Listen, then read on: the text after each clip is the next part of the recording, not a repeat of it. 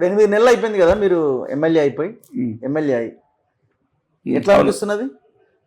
చాలా గొప్పగా ఫీల్ అవుతున్నారా? అంటే గెలవక ముందు, గెలిచిన తర్వాత 8 నెలల తర్వాత ఫీలింగ్ ఎట్లా ఉన్నది? ఫీలింగ్ అనేది ఒకటి ఏంటంటే ఇది గౌరవప్రదమైన, రెండోది ముఖ్యంగా నేను మాత్రం చాలా గర్వపడుతున్నాను ఎమ్మెల్యేగా.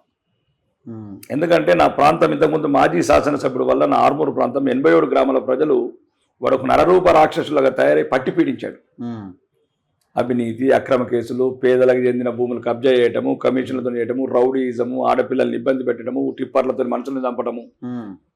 ఆ 87 పల్లెలు మీరు కూడా అప్పుడు నన్ను అంతకుముందు ఎలక్షన్ టైంలో ఇంటర్వ్యూ చేసినప్పుడు మీరు అక్కడ ఉన్న దారుణమైన పరిస్థితులు ప్రత్యక్షంగా చూసారు. మీకు చెప్పే అవసరం లేదు. లేకపోతే హైదరాబాద్లో ప్రతి ఒక్కరికి తెలుసు అతను మాజీ శాసనసభ్యుడు గురించి. ఆ పేరు తీసుకోవడానికి కూడా ఇష్టపడట్లేదు నేను. అయితే ఫస్ట్ నా ప్రజలు, నేను పుట్టిన ప్రాంతం విముక్తి చేసిన దుర్మార్గం నుంచి. ఫస్ట్ నేను జీవితంలో నాకు పెద్ద అదొక సంతృప్తి, నా నేర రుణం తీర్చుకున్నాను నా ప్రాంతం దాన్ని. ఇక రెండోది నిరంతరం పోరాడుతున్నాను ఎంతో కొంత. ఇప్పుడు సెంట్రల్ గవర్నమెంట్ ఫండ్స్ వస్తున్నాయి, మొన్న ఎన్ఆర్జీఎస్ ఫండ్స్ వచ్చినాయి.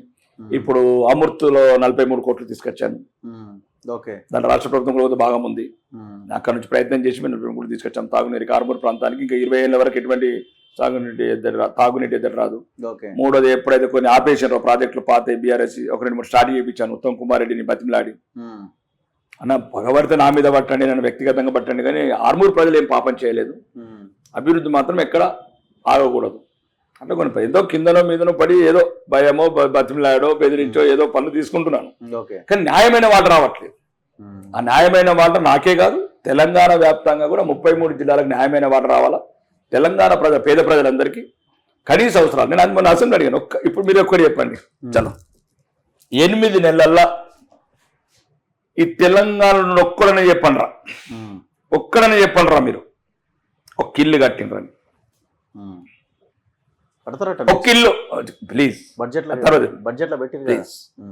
8 నెలల్లో ఒక్క ఇల్లు కట్టిండే చెప్పండి రా ఒక్కడన. రెండోది రా అంటే అప్పుడప్పుడు తెలంగాణ ఊతపదం రా అంటే రానే కాదు, కానీ చెప్పండి సార్, ఎవరైనా చెప్పండి సార్, గౌరవనీయులు ఎవరైనా దానికి సంబంధించిన కాంగ్రెస్ వాళ్ళు కావచ్చు, లేకపోతే అభిమానులు కావచ్చు, ప్రభుత్వాన్ని బలపరిచే వాళ్ళు కావచ్చు. 8 నెలల్లో ఒక్క ఇల్లు లేదు, ఒక్క పెన్షన్ లేదు, ఒక్క పెన్షన్ ఇప్పటి వరకు, ఒక్క పెన్షన్, ఒక్క రేషన్ కార్డు రా, ఒక్క రేషన్ కార్డు.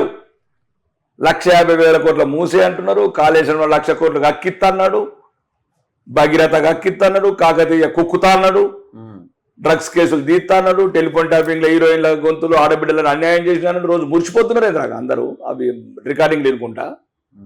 చెప్పండి పేద ప్రజలకు సంబంధించి ఏం చేసినారు?